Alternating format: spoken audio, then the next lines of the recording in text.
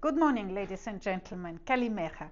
I'm delighted to virtually join you today for the fourth Cantina Academy Securing the Future of Food conference. Thessaloniki is a fitting place for your discussion on the future of food and agriculture.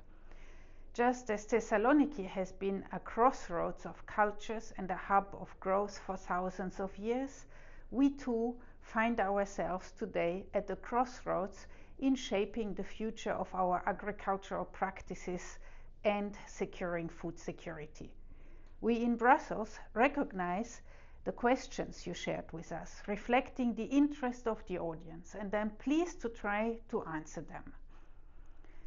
To address the pressing issues the agricultural community faces, I want to go into the objectives of the Common Agricultural Policy of the EU, because it is a compass guiding European agriculture towards competitiveness, sustainability, and resilience. And while the challenges differ from the sunny fields of Greece to the icy stables in Scandinavia, the Common Agricultural Policy is designed to support farmers everywhere in the EU. It has a flexible structure, and it is able to tailor solutions in response to each member state's needs, looking at the regional level. The Common Agricultural Policy is also relevant during difficult times. For example, in 2015-16, we had the dairy crisis when the milk prices plunged all over Europe, and it was met with a decisive action through public intervention, stabilizing markets and aiding farmers in need. The COVID-19 pandemic led to a demand drop with the sudden closure of restaurants, and the EU responded swiftly with aid to buffer against deeper market disruptions. This pattern of very rapid, quick responses assures that the EU stands ready to provide solutions when crises strike. For instance, we had the swift mobilization of 43 million to Greece to mitigate the toll in 2023 of the devastating Daniel floods in Thessaly. And the Common Agricultural Policy's ongoing evolution is focused on creating robust and resilient agricultural systems, because our proposal for the new financial framework ensures that there will be 293 billion available directly for farmers' support. And we will have a unity safety net set to replace today's agricultural reserve, bringing 900 million euro annually and earmarked to tackle market crises and unforeseen events and shocks. And with that proposal, we show that we want our farmers to remain competitive and resilient. Rural areas too should benefit most from integrated planning, where today the funds are very fragmented. And now let me shift the focus to Greece, because vibrant rural communities are the bedrock of agricultural innovation and prosperity. And we see that rural decline is multifaceted, which it needs to be addressed through different means in different parts. Under the current agricultural policy, for example, targeted support is provided by investments in essential services and infrastructure.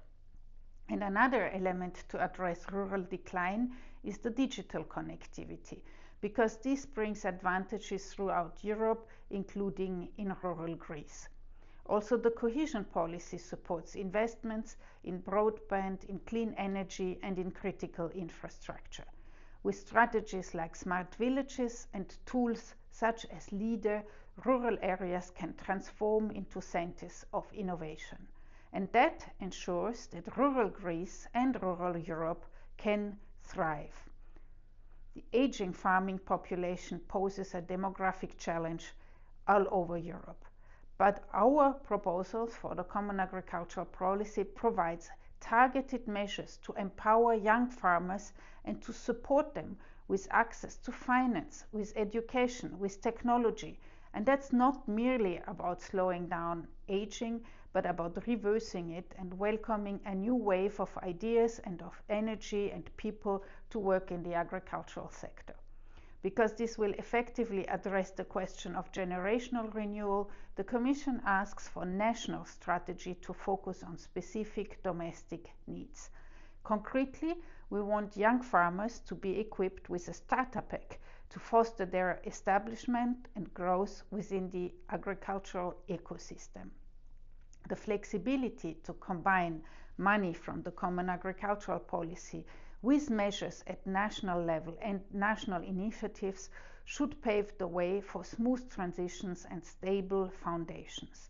We would like the Member States in future to spend 6% of their agricultural spending to measures promoting generational renewal. Another pertinent question you raised is how Member States will ensure rural longevity without central oversight. Well, through recommendations and the adoption of the strategic plans, the Commission will work with Member States to ensure their strategies across the Union, because generational renewal is a joint effort requiring cooperation between the Common Agricultural Policy, broader investments, as well as functioning social services and infrastructure. And of course, young farmers are essential to ensure future production. So food security, a cornerstone of our discussions, reflects the resilience we showcased during the pandemic and during geopolitical developments. And while we cannot predict the future, we need to be prepared. We need to have robust crisis management systems in place. It is likely that we will see more crises, and we will need to have swift responses to disruptions and anticipation.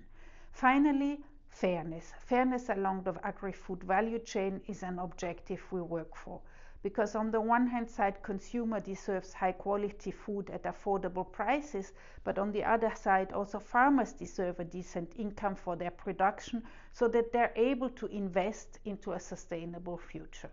So in conclusion, let this dialogue remind us of our shared commitment, solidarity that transcends border, challenges and crises. Let us remember that the future of food rests in our collective hands, because together we cultivate hope, innovation and resilience. Thank you for your attention.